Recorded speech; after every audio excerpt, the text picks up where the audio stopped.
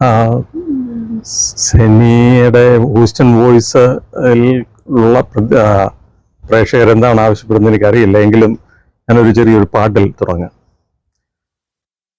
മായയാണീ ഉലകം മനുജ, മറന്നിടും നിന്നെ മനുകുലമഖിലം. മായയാണീ ഉലകം, ഉറ്റവർ മായും ഉള്ളതു പോകും, ഉന്മൂലനാശം വന്നു ഭവിക്കും. ആ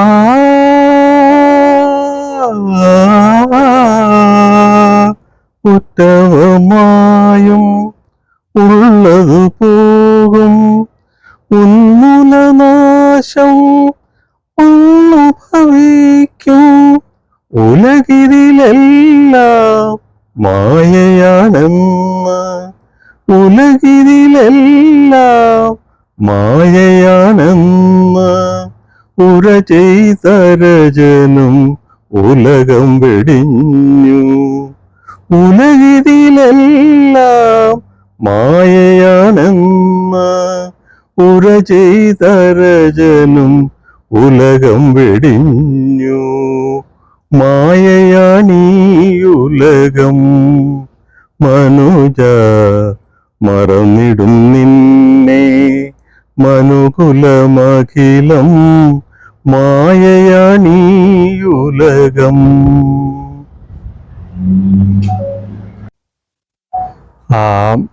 എന്നെ ഒന്ന് പരിചയപ്പെടുത്താം. എൻ്റെ പേര് TN Samuel. Actually Thankachan N Samuel എന്നാണ്. അത് ചുരുക്കത്തിൽ നീണ്ടുപോയത് കൊണ്ട് ഞാൻ ചെറുതാക്കി എന്നുള്ളതേ ഉള്ളൂ. TN Samuel. എൻ്റെ നാട് പുനലൂരാണ്. വിദ്യാഭ്യാസത്തിന് ശേഷം കോളേജിലൊക്കെ പഠിച്ചതിന് ശേഷം ഞാൻ ബോംബെയിൽ എൻ്റെ മൂത്ത സഹോദരി അവിടെ ഉണ്ടായിരുന്നു. അപ്പോൾ അവർക്കൊരു ഹെൽപ്പും ആളുടെന്ന് വിചാരിച്ച് ഞാൻ അങ്ങോട്ട് ബോംബെയിലേക്ക് പോയി. എൻ്റെ അഞ്ചൽ കോളേജിലെ BSc ബിരുദത്തിന് ശേഷം അവിടെ നിന്ന് 5-8 വർഷം അവിടെയൊക്കെ ജോലി ചെയ്തുകൊണ്ടിരുന്നു. ബൈ ദ ടൈം എൻ്റെ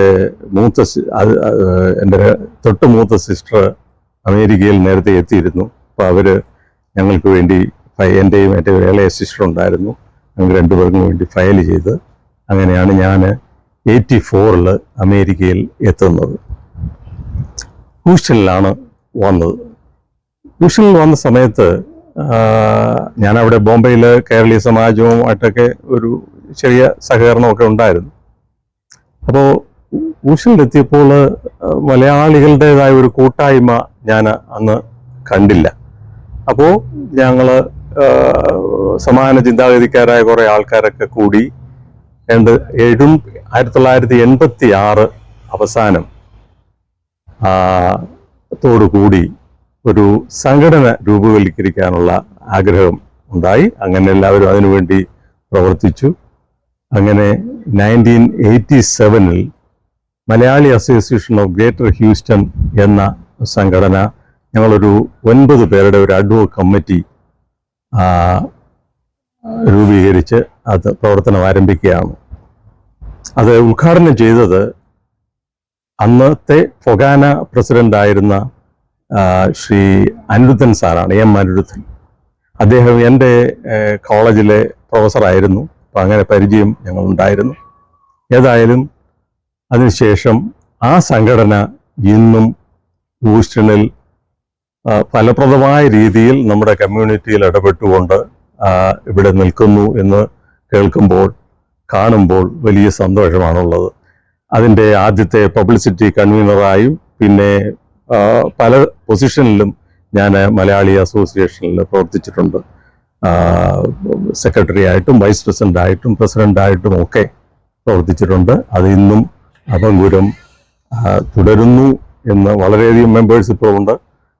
അതൊരു വലിയ എന്നെ സംബന്ധിച്ചിടത്തോളം സായുജ്യം അടയുന്ന ഒരു കാര്യം തന്നെയാണ്. പക്ഷെ പിന്നെ ഞാൻ മനസ്സിലാക്കി, യഥാർത്ഥത്തിൽ മറ്റൊരു സംഘടന ഇവിടെ നേരത്തെ ഉണ്ടായിരുന്നു. 2-3 വർഷം ഒന്നുമില്ലാതിരുന്ന ഒരു കാലഘട്ടത്തിന് മുമ്പ് ഹൂസ്റ്റണിൽ ഒരു സംഘടന ഉണ്ടായിരുന്നു, KCA എന്നായിരുന്നു അതിൻ്റെ പേര്. അത് പ്രവർത്തനരഹിതമായി 3 വർഷത്തിന് ശേഷമാണ് ഞാൻ ഹൂസ്റ്റണിൽ വരികയും ഞങ്ങളെല്ലാവരും കൂടെ ആലോചിച്ച് ഈ സംഘടന രൂപപ്പെടുത്തുന്നതും ചെയ്യുന്നത്. അതോടൊപ്പം തന്നെ ഒരു ഒരു സാഹിത്യപരമായ ഒരു പ്രവർത്തനങ്ങളിൽ മുഴുകാനും എനിക്ക് സാധിച്ചിട്ടുണ്ട്. കൂടുതലും കവിത എഴുത്താണ് എൻ്റെ ഒരു മേഖലയെന്ന് വേണമെങ്കിൽ പറയാം. നമ്മുടെ വ്യക്തിപരമായ കാര്യങ്ങളിൽ കൂടുതൽ ശ്രദ്ധ ചെലുത്താതെ ഈ പബ്ലിക് സാമൂഹ്യപരമായ കാര്യങ്ങളിലുള്ള ഒരു ആഗ്രഹം എന്നിലുള്ളത് കൊണ്ടാണ് യഥാർത്ഥത്തിൽ ഈ കവിതയിലേക്ക് തിരിഞ്ഞത്. കാരണം നമ്മുടെ മനസ്സിലിരിക്കുന്ന ചിന്തകൾ അത് മറ്റുള്ളവർക്കും കൂടെ ചിന്തോദ്ദീപകമാകുന്ന രീതിയിൽ വളരെ ചെറുതായിട്ട്, വലിയ ലേഖനങ്ങളൊക്കെ എഴുതി വരുമ്പോഴത്തേന് 8-10 പേജുകൾ ഉള്ള അത് വായിക്കാൻ വിരസതയുണ്ടാകുമെന്ന് അറിയാവുന്നത് കൊണ്ട് വളരെ കാച്ചിക്കുറുക്കിയെടുത്ത ചെറിയ ചെറിയ കവിതകൾ ഞാൻ അങ്ങനെ എഴുതിയിട്ടുണ്ട്. അത് പല പത്രമാധ്യമങ്ങളിലും പബ്ലിഷ് ചെയ്തിട്ടുണ്ട്. മലയാളം പത്രത്തിൽ ഹൂസ്റ്റണിൽ നിന്നിറങ്ങുന്ന പല വാരികകളിലും എൻ്റെ കവിതകൾ വന്നിട്ടുണ്ട്. ഒരു കാലത്ത് ഫൊക്കാനയുടെ ഒരു സാഹിത്യ അവാർഡ് പോലും കവിതയ്ക്ക് എനിക്ക് കിട്ടിയിട്ടുണ്ട്, ഒരുപാട് വർഷങ്ങൾക്ക് മുമ്പ്. ഏതായാലും അത് ഇപ്പോഴും ഞാൻ തുടരുന്നു. അല്പം എഴുത്തും വായന ഇപ്പം വളരെ കുറവാണ്. കണ്ണിന് ഒരു ചെറിയ പ്രശ്നമുള്ളത് കൊണ്ട് വായന വളരെ കുറച്ചിരിക്കുകയാണ്. എന്നാലും എന്തെങ്കിലുമൊക്കെ കേൾക്കും, പിന്നെ എഴുതാറുമുണ്ട്. അപ്പോൾ അങ്ങനെ നമ്മൾ ജീവിതം ഇങ്ങനെ മുന്നോട്ട് കൊണ്ടുപോകുന്ന ഒരു സമയത്താണ് നമ്മുടെ സെന്നി ക്രിസ്ത്യൻ വോയിസുമായിട്ട് ഞങ്ങൾക്ക് ബന്ധമുണ്ടാകുന്നതും അത്തരത്തിലാണ് ഇതിൻ്റെ പ്രവർത്തനം ഇപ്പോൾ ഞങ്ങൾ തുടങ്ങിയത്. ഇനിയും തുറന്നുള്ള ദിവസങ്ങളിൽ എനിക്ക് നിങ്ങളോട് കുറച്ചുകൂടെ കാര്യങ്ങൾ പറയാനുണ്ടാകും. അത് പറയാം എന്ന് ഞാൻ കരുതുന്നു.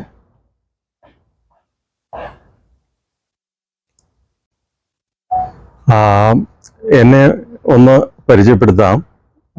എൻ്റെ പേര് TN Samuel. Actually Thankachan N Samuel എന്നാണ്. അത് ചുരുക്കത്തിൽ നീണ്ടുപോയത് കൊണ്ട് ഞാൻ ചെറുതാക്കി എന്നുള്ളതേ ഉള്ളൂ. TN Samuel. എൻ്റെ നാട് പുനലൂരാണ്. വിദ്യാഭ്യാസത്തിന് ശേഷം കോളേജിലൊക്കെ പഠിച്ചതിന് ശേഷം ഞാൻ ബോംബെയിൽ എൻ്റെ മൂത്ത സഹോദരി അവിടെ ഉണ്ടായിരുന്നു. അപ്പോൾ അവർക്ക് ഒരു ഹെൽപ്പും ആളുടെന്ന് വിചാരിച്ച് ഞാൻ അങ്ങോട്ട് ബോംബെയിലേക്ക് പോയി. എൻ്റെ അഞ്ചൽ കോളേജിലെ BSc ബിരുദത്തിന് ശേഷം അവിടെ നിന്ന് 5-8 വർഷം അവിടെയൊക്കെ ജോലി ചെയ്തുകൊണ്ടിരുന്നു. ബൈ ദ ടൈം എൻ്റെ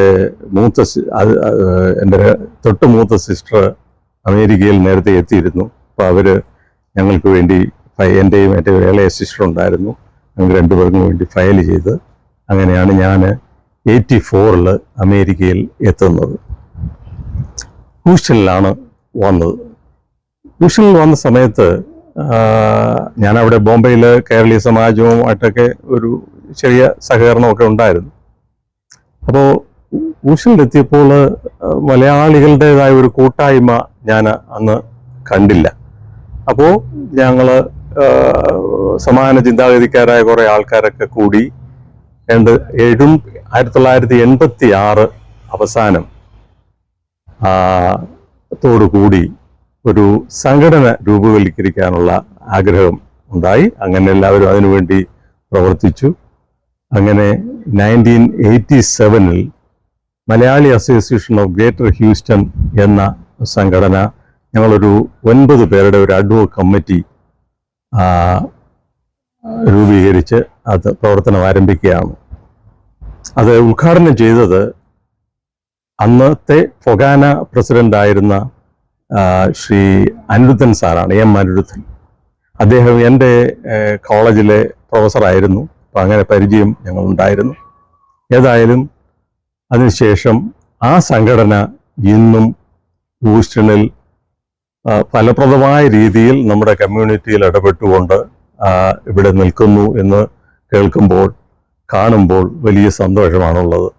അതിൻ്റെ ആദ്യത്തെ പബ്ലിസിറ്റി കൺവീനറായും പിന്നെ പല പൊസിഷനിലും ഞാൻ മലയാളി അസോസിയേഷനിൽ പ്രവർത്തിച്ചിട്ടുണ്ട്. സെക്രട്ടറി ആയിട്ടും വൈസ് പ്രസിഡൻ്റായിട്ടും പ്രസിഡൻ്റായിട്ടും ഒക്കെ പ്രവർത്തിച്ചിട്ടുണ്ട്. അത് ഇന്നും അഭംഗുരം തുടരുന്നു എന്ന് വളരെയധികം മെമ്പേഴ്സ് ഇപ്പോഴുണ്ട്. അതൊരു വലിയ എന്നെ സംബന്ധിച്ചിടത്തോളം സായുജ്യം അടയുന്ന ഒരു കാര്യം തന്നെയാണ്. പക്ഷെ പിന്നെ ഞാൻ മനസ്സിലാക്കി, യഥാർത്ഥത്തിൽ മറ്റൊരു സംഘടന ഇവിടെ നേരത്തെ ഉണ്ടായിരുന്നു. 2-3 വർഷം ഒന്നുമില്ലാതിരുന്ന ഒരു കാലഘട്ടത്തിന് മുമ്പ് ഹൂസ്റ്റണിൽ ഒരു സംഘടന ഉണ്ടായിരുന്നു. KCA എന്നായിരുന്നു അതിൻ്റെ പേര്. അത് പ്രവർത്തനരഹിതമായി 3 വർഷത്തിന് ശേഷമാണ് ഞാൻ ഹൂസ്റ്റണിൽ വരികയും ഞങ്ങളെല്ലാവരും കൂടെ ആലോചിച്ച് ഈ സംഘടന രൂപപ്പെടുത്തുന്നതും ചെയ്യുന്നത്. അതോടൊപ്പം തന്നെ ഒരു സാഹിത്യപരമായ ഒരു പ്രവർത്തനങ്ങളിൽ മുഴുകാനും എനിക്ക് സാധിച്ചിട്ടുണ്ട്. കൂടുതലും കവിത എഴുത്താണ് എൻ്റെ ഒരു മേഖലയെന്ന് വേണമെങ്കിൽ പറയാം. നമ്മുടെ വ്യക്തിപരമായ കാര്യങ്ങളിൽ കൂടുതൽ ശ്രദ്ധ ചെലുത്താതെ ഈ പബ്ലിക് സാമൂഹ്യപരമായ കാര്യങ്ങളിലുള്ള ഒരു ആഗ്രഹം എന്നിലുള്ളത് കൊണ്ടാണ് യഥാർത്ഥത്തിൽ ഈ കവിതയിലേക്ക് തിരിഞ്ഞത്.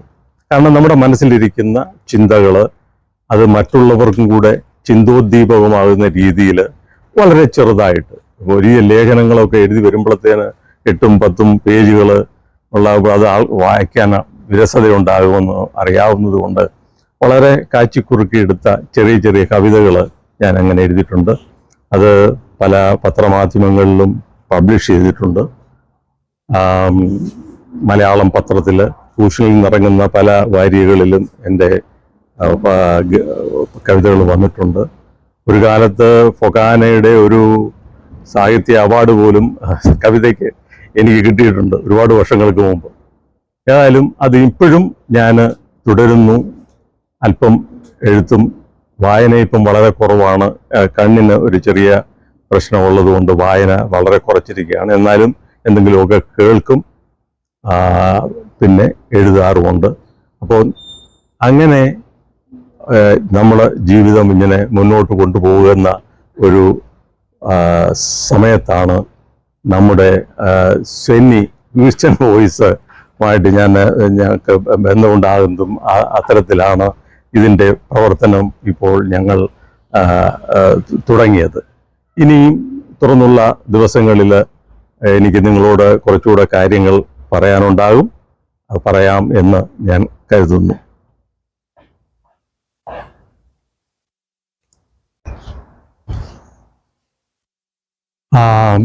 ഹൂസ്റ്റണിലെ എൻ്റെ ജീവിതത്തിൽ ഈ പൊതുപ്രവർത്തനം തുടങ്ങുമ്പോൾ എനിക്ക് മനസ്സിലാക്കാൻ ഒരുപാട് ആൾക്കാരെ മനസ്സിലാക്കാൻ, നല്ല വ്യക്തിത്വങ്ങളുമായിട്ട് ഇടപെടാനുള്ള ഒരു അവസരം ഉണ്ടായി എന്ന് വിചാരിക്കുന്ന ഒരാളാണ് ഞാൻ.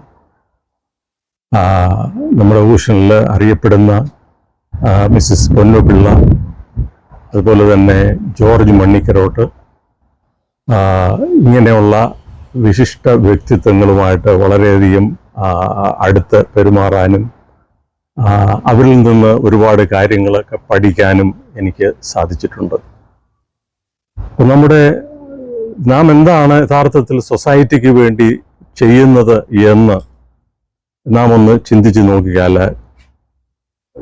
വ്യക്തിപരമായ ജീവിതം മാത്രമല്ല, നമുക്ക് എന്തെങ്കിലും സംഭാവന ചെയ്യാൻ, സമൂഹത്തിന് സംഭാവന ചെയ്യാൻ സാധിക്കണമെന്ന് പൊതുപ്രവർത്തനം എന്നെ പഠിപ്പിച്ചു എന്നുള്ളതാണ്. അതുകൊണ്ട് കഴിവതും മറ്റുള്ള കാര്യങ്ങളെക്കുറിച്ചുള്ള ചിന്ത എപ്പോഴും എന്നിൽ ഇങ്ങനെ അത് ഒരു ഉൾപ്രേരണ പോലെ വന്നുകൊണ്ടിരിക്കും. അതുകൊണ്ട് ഞാൻ ചിന്തിക്കുന്നത് തന്നെ എല്ലാവരും ഒരുപക്ഷെ ചിന്തിക്കുന്ന രീതിയിൽ ആയിരിക്കണമെന്ന് പോലും നിർബന്ധമില്ല. എൻ്റെ ഒരു പുതിയ കാഴ്ചപ്പാട്, പുതിയ ചിന്താ രീതിയൊക്കെ കൊണ്ടുവരാനും അത് മറ്റുള്ളവരോട് പറയാനും ഒക്കെയുള്ള ഒരു സാഹചര്യം എനിക്ക് എൻ്റെ പൊതുപ്രവർത്തനത്തിൽ കൂടെ എനിക്ക് ലഭിച്ചിട്ടുണ്ട്. മലയാളി അസോസിയേഷൻ്റെ ഒരുപാട് കമ്മിറ്റികളിൽ ഞാൻ പ്രവർത്തിച്ചിട്ടുണ്ട്. ചെയ്യാവുന്നതുപോലെ എൻ്റെ കഴിവിനനുസരിച്ചുള്ള കോൺട്രിബ്യൂഷൻസ് ചെയ്തിട്ടുണ്ടെന്നാണ് എൻ്റെ വിശ്വാസം. ഇപ്പോൾ ഇവിടെ സാഹിത്യ സംഘടനകളുണ്ട്. നമ്മുടെ ഊഷനിൽ തന്നെ 2 സാഹിത്യ സംഘടനകളുണ്ട്. ഒരു കേരള റൈറ്റേഴ്സ് ഫോറം, അതുപോലെ തന്നെ മലയാളം സൊസൈറ്റി ഓഫ് അമേരിക്ക. ഞാൻ മിക്കവാറും എല്ലാ മീറ്റിങ്ങുകളിൽ പലപ്പോഴും മലയാളം സൊസൈറ്റിയിലാണ് ഏറ്റവും കൂടുതൽ പോയിക്കൊണ്ടിരിക്കുന്നത്. ഒക്കുന്ന സമയത്തെല്ലാം ഞാൻ റൈറ്റേഴ്സ് ഫോറത്തിൻ്റെ മീറ്റിങ്ങിൽ പോകാറുണ്ട്. മലയാളം സൊസൈറ്റി ഓഫ് അമേരിക്ക എല്ലാ മാസത്തെയും മീറ്റിങ്ങിൽ കൂടുമ്പോൾ കഴിഞ്ഞ ഒരു 3-4 വർഷം മുമ്പ് അവരുടെ ഒരു 20ാമത്തെ വർഷം ആഘോഷിച്ചു.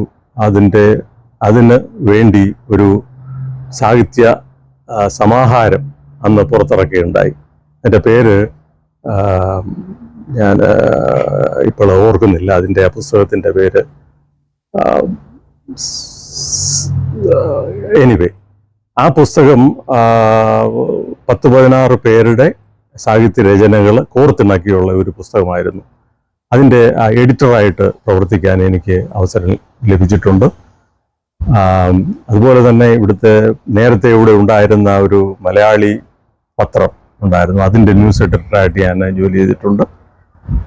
അങ്ങനെ ഒക്കുന്നിടത്തോളം പൊതു പരിപാടികളിൽ ഇടപെടാനും പ്രവർത്തിക്കാനും എനിക്ക് സാധിച്ചു.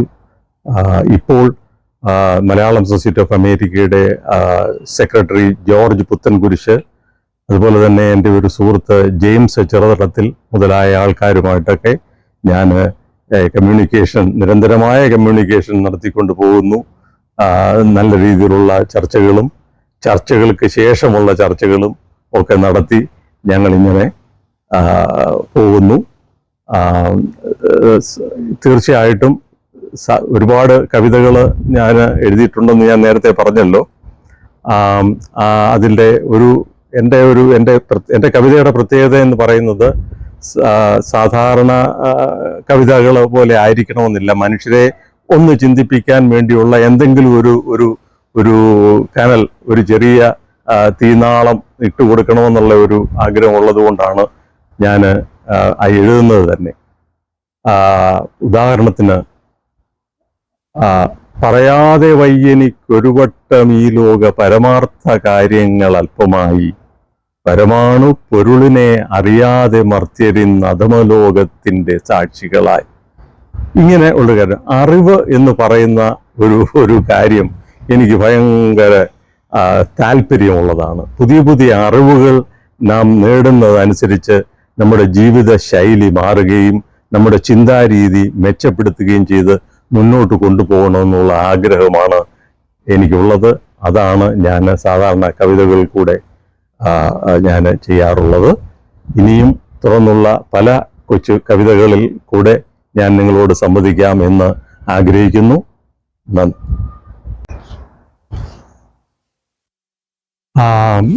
ഊഷനിലെ എൻ്റെ ജീവിതത്തിൽ ഈ പൊതുപ്രവർത്തനം തുടങ്ങുമ്പോൾ എനിക്ക് മനസ്സിലാക്കാൻ ഒരുപാട് ആൾക്കാരെ മനസ്സിലാക്കാൻ, നല്ല വ്യക്തിത്വങ്ങളുമായിട്ട് ഇടപെടാനുള്ള ഒരു അവസരം ഉണ്ടായി എന്ന് വിചാരിക്കുന്ന ഒരാളാണ് ഞാൻ. നമ്മുടെ ഊഷനിൽ അറിയപ്പെടുന്ന മിസ്സിസ് പൊന്നുപിള്ള, അതുപോലെ തന്നെ ജോർജ് മണ്ണിക്കരോട്ട്, ഇങ്ങനെയുള്ള വിശിഷ്ട വ്യക്തിത്വങ്ങളുമായിട്ട് വളരെയധികം അടുത്ത് പെരുമാറാനും അവരിൽ നിന്ന് ഒരുപാട് കാര്യങ്ങളൊക്കെ പഠിക്കാനും എനിക്ക് സാധിച്ചിട്ടുണ്ട്. നാം എന്താണ് യഥാർത്ഥത്തിൽ സൊസൈറ്റിക്ക് വേണ്ടി ചെയ്യുന്നത് എന്ന് നാം ഒന്ന് ചിന്തിച്ചു നോക്കിയാൽ, വ്യക്തിപരമായ ജീവിതം മാത്രമല്ല, നമുക്ക് എന്തെങ്കിലും സംഭാവന ചെയ്യാൻ, സമൂഹത്തിന് സംഭാവന ചെയ്യാൻ സാധിക്കണമെന്ന് പൊതുപ്രവർത്തനം എന്നെ പഠിപ്പിച്ചു എന്നുള്ളതാണ്. അതുകൊണ്ട് കഴിവതും മറ്റുള്ള കാര്യങ്ങളെക്കുറിച്ചുള്ള ചിന്ത എപ്പോഴും എന്നിൽ ഇങ്ങനെ അത് ഒരു ഉൾപ്രേരണ പോലെ വന്നുകൊണ്ടിരിക്കും. അതുകൊണ്ട് ഞാൻ ചിന്തിക്കുന്നത് തന്നെ എല്ലാവരും ഒരുപക്ഷെ ചിന്തിക്കുന്ന രീതിയിൽ ആയിരിക്കണമെന്ന് പോലും നിർബന്ധമില്ല. എൻ്റെ ഒരു പുതിയ കാഴ്ചപ്പാട്, പുതിയ ചിന്താ രീതിയൊക്കെ കൊണ്ടുവരാനും അത് മറ്റുള്ളവരോട് പറയാനും ഒക്കെയുള്ള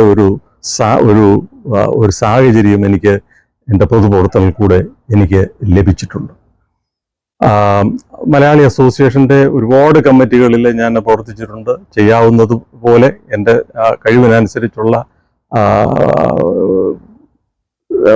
കോൺട്രിബ്യൂഷൻസ് ചെയ്തിട്ടുണ്ടെന്നാണ് എൻ്റെ വിശ്വാസം.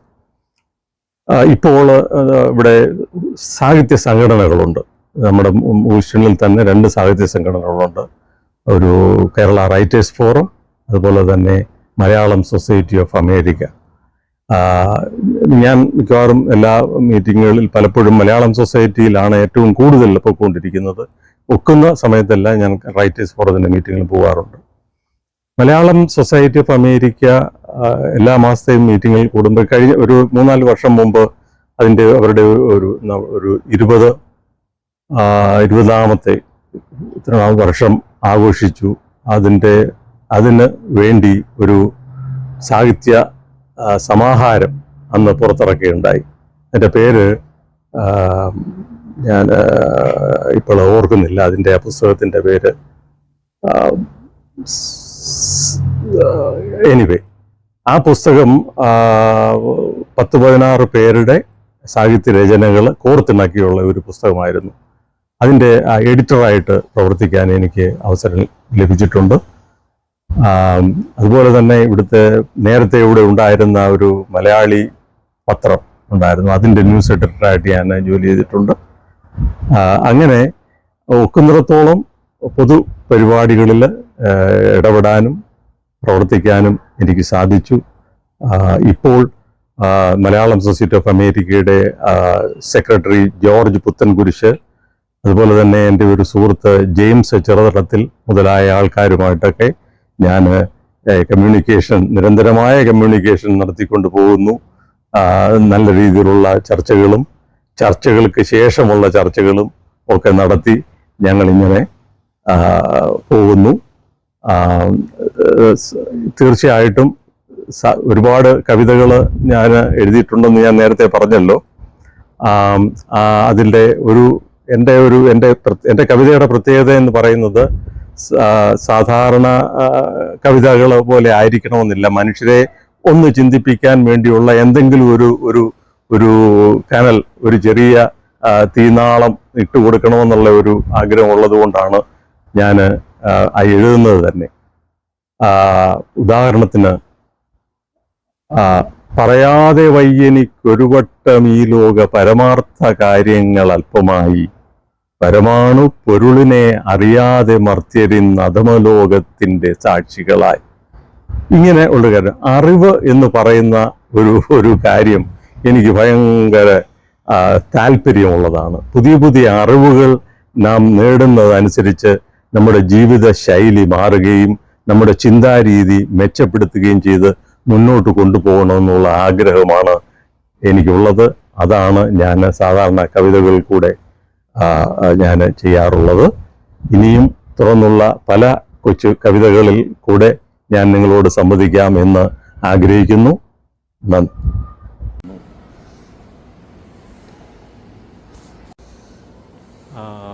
എൻ്റെ കുടുംബത്തെക്കുറിച്ച് ഞാൻ ഒന്ന് പറഞ്ഞുകൊള്ളട്ടെ.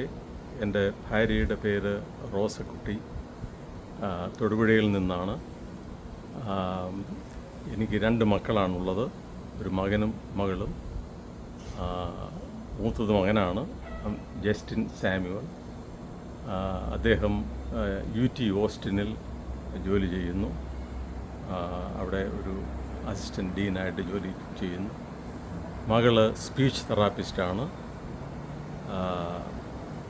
മകളുടെ കല്യാണമൊക്കെ 2 വർഷം മുമ്പ് കഴിഞ്ഞു. കാൻസാസിലാണ് അവർ ഇപ്പോൾ സെറ്റിലായിരിക്കുന്നത്. ഇതാണ് ഞങ്ങളുടെ കുടുംബം. ഞാൻ റിട്ടയർമെൻറ്റ് എടുത്തിട്ട് ഇപ്പോൾ 3-4 വർഷമായി. ഈ എഴുത്തും വായനയും ആണ് എൻ്റെ പ്രധാന ഹോബി. അതോടൊപ്പം ന്യൂസ് വാച്ച് ചെയ്യുന്ന പരിപാടിയുമുണ്ട്. ഏതായാലും ഇവിടെ ഹൂസ്റ്റണിൽ സാഹിത്യത്തിന് ഒരു കുറവുമില്ല എന്ന് ഞാൻ നേരത്തെ പറഞ്ഞല്ലോ. നമ്മുടെ കേരള റൈറ്റേഴ്സ് ഫോറത്തിൻ്റെ ജോൺ മാത്യു പോലെയുള്ള വലിയ സാഹിത്യകാരന്മാരുടെ കൂട്ടത്തിൽ പല കാര്യങ്ങളും ചർച്ച ചെയ്യുന്നതിനും കഥകളെക്കുറിച്ചുമൊക്കെ ചർച്ച ചെയ്യുന്നതിനൊക്കെ പല അവസരങ്ങളും ഞങ്ങൾക്ക് കിട്ടി. അങ്ങനെ ഇന്നും ഞാൻ അതിൻ്റെ വഴിയിൽ തന്നെ പോകാനായിട്ടാണ് എൻ്റെ ഒരു ആഗ്രഹം.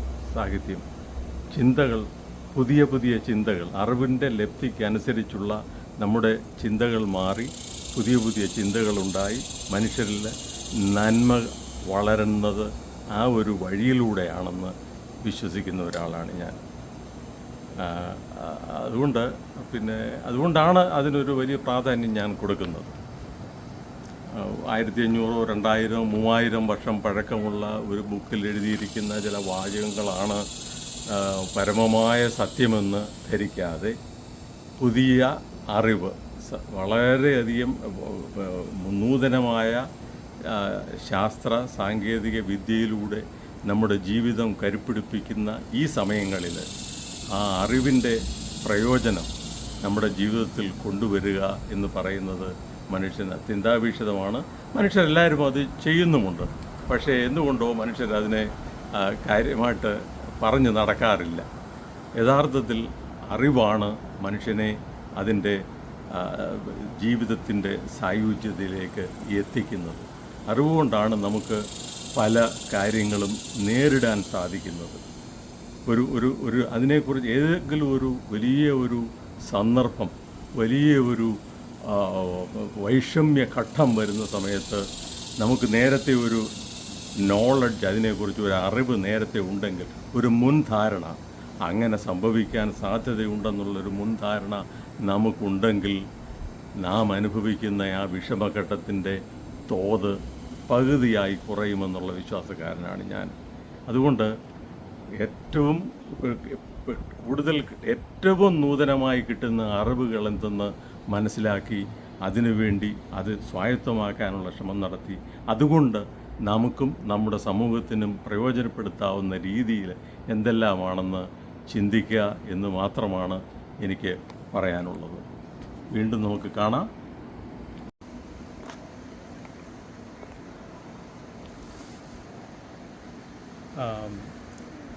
ഓട്ടൻ തുള്ളലുമായിട്ട് വലിയ ബന്ധമൊന്നും എനിക്കില്ലെങ്കിലും ഞാൻ ചില കവിതകൾ ഓട്ടൻ തുള്ളൽ രീതിയിൽ എഴുതിയിട്ടുണ്ട്. പോരെങ്കിൽ കഥ ഇനിയും പറയാം, പോരിനായി വരുന്നില്ലെങ്കിൽ. പോരെങ്കിൽ കഥ ഇനിയും പറയാം, പോരിനായി വരുന്നില്ലെങ്കിൽ. ഉള്ളതു കേട്ടാൽ കള്ളന്മാർക്കിക തുള്ളലു വന്നേ മതിയായിടൂ. ഉള്ളതു കേട്ടാൽ കള്ളന്മാർക്കിക തുള്ളലു വന്നേ മതിയായിടൂ. പണവും പണ്ടവും ഒത്തുകളിച്ചും പരദേവതയെ പാടി വിളിച്ചും പരിസരബോധമകന്നൊരു കൂട്ടർ പണിയുന്നില്ലേ നരകവുമിടെ. പണവും പണ്ടവും ഒത്തുകളിച്ചും പരദേവതയെ പാടി വിളിച്ചും പരിസരബോധമകന്നൊരു കൂട്ടർ പണിയുന്നില്ലേ നരകവുമിവിടെ. വേദം വിറ്റും കാശുണ്ടാക്കിയ വേദാന്തികൾ ഈ നാട്ടിൽ പെരുകി. നേരെ ചൊവ്വെ നടക്കാൻ വയ്യ, നേരിട്ടവരെ എതിർക്കാൻ വയ്യ. ഞാൻ പറയുന്നതിൻ്റെ അർത്ഥം എല്ലാവർക്കും മനസ്സിലാവുന്നുണ്ടല്ലോ അല്ലേ? നേരെ ചൊവ്വെ നടക്കാൻ വയ്യ, നേരിട്ടവരെ എതിർക്കാൻ വയ്യ. അടുത്ത കാലത്ത് കോവിഡിന് ശേഷം ഞാൻ എഴുതിയ 2 വരികളാണ്. ഒരു കാര്യം നാം കണ്ടുപഠിച്ചു, അനിവാര്യതയല്ല ആരാധനകൾ. സ്തോത്രം പാടി നടക്കുമ്പോഴും ശാസ്ത്രമതല്ലോ ശരണം നിത്യം. സ്തോത്രം പാടി നടക്കുമ്പോഴും ശാസ്ത്രമതല്ലോ ശരണം നിത്യം. Thank you. ഈ സാഹിത്യത്തിലൊന്നുമില്ല. ഈ പെങ്ങള് ഇവിടെ ഉള്ള പെങ്ങള് അവരൊക്കെ ഇല്ല, അവരൊന്നും സാഹിത്യത്തിലൊന്നും കാര്യമായിട്ടൊന്നും ഇല്ല. നമ്മുടെ സ്വന്തമായിട്ടൊരു താല്പര്യം കൊണ്ട് ഞാൻ എന്തായാലും ഞാൻ കുറേ കവിതകൾ എഴുതിയിട്ടുണ്ട്. അവിടെ ഇവിടെയായിട്ടൊക്കെ അതൊക്കെ ഉണ്ട്. അതെല്ലാം ഒന്ന് പെറുക്കിയെടുത്ത് എല്ലാം ഒന്ന് സമാഹരിച്ച് അതൊരു പുസ്തകമാക്കാനാണ് ഞാൻ ആഗ്രഹിക്കുന്നത്. അതോടൊപ്പം പിന്നെ ഈ സാഹിത്യ സബരിയ ഇങ്ങനെ തന്നെ കൊണ്ടുപോകണമെന്നാണ് എൻ്റെ ആഗ്രഹം. അതിന് എത്രത്തോളം കഴിയുമെന്ന് എനിക്കറിയില്ല. എങ്കിലും ഹൂസ്റ്റണിൽ അതിനുള്ള ഒരു കാലാവസ്ഥ ഉള്ള ഒരു സിറ്റി ആയതുകൊണ്ട് എനിക്ക് ഇതുവരെ നിരാശയൊന്നും ഉണ്ടായിട്ടില്ല ഈ ഈ ഈ രംഗത്തേക്ക് വന്നതിലും അതുപോലെ തന്നെ പൊതുപ്രവർത്തനത്തിലും. പിന്നെ ഞാൻ ഇപ്പോൾ ഒരു ശാരീരികമായ ചില പരിമിതികൾ ഉള്ളതുകൊണ്ട് കൂടുതൽ പബ്ലിക് പ്രവർത്തനത്തിൽ ഇപ്പം പോകാനൊക്കാത്തൊരവസ്ഥ ആയതുകൊണ്ടാണ് എന്നെ പലരും ഇപ്പോൾ പല പൊതുപരിപാടികളും കാണാത്തത്. തുടർന്ന് ഞാൻ ഏതെങ്കിലുമൊക്കെ തരത്തിൽ പൊതുപ്രവർത്തനത്തിൽ നിലനിൽക്കാൻ ആഗ്രഹിക്കുന്നു എന്ന് മാത്രം പറഞ്ഞുകൊണ്ട് നന്ദി, നമസ്കാരം. സിനിമാ ഗാനങ്ങൾ ഏതെങ്കിലും 2 ലൈൻ പാടാൻ ഓർമ്മയുണ്ടോ? പഴയ ഏതെങ്കിലും പാട്ടുകൾ? ഏത് പാട്ടാണെന്ന് പറഞ്ഞാൽ ഞാൻ പാടാം. പല പാട്ടുകൾ ഉണ്ട്. യേശുദാസ് പാടുന്ന ഏതെങ്കിലും ഒരു 2 ലൈൻ, മാനസമൈനയോ അതുവല്ല ഈണം കിട്ടുമോ? അതെല്ലാം എന്താ ചെറുതായിട്ടൊക്കെ പാടാം. വരികൾ ഓർമ്മ ഉണ്ടാവില്ല അല്ലേ? ഓക്കെ, ഒരു പഴയ പാട്ട് ഞാൻ പാടാം.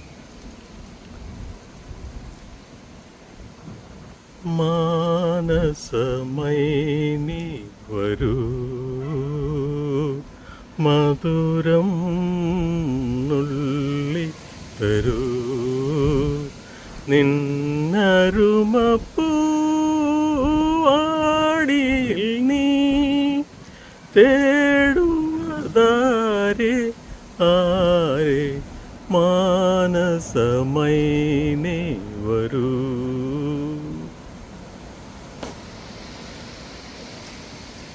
കടലിലെ ഓളവും കരളിലെ മോഹവും, കടലിലെ ഓളവും കരളിലെ മോഹവും അടങ്ങുകില്ലോമനെ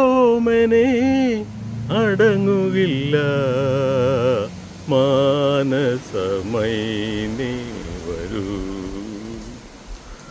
മധുരം നുള്ളി തരൂ, നിന്നരുമപ്പൂവാടിയിൽ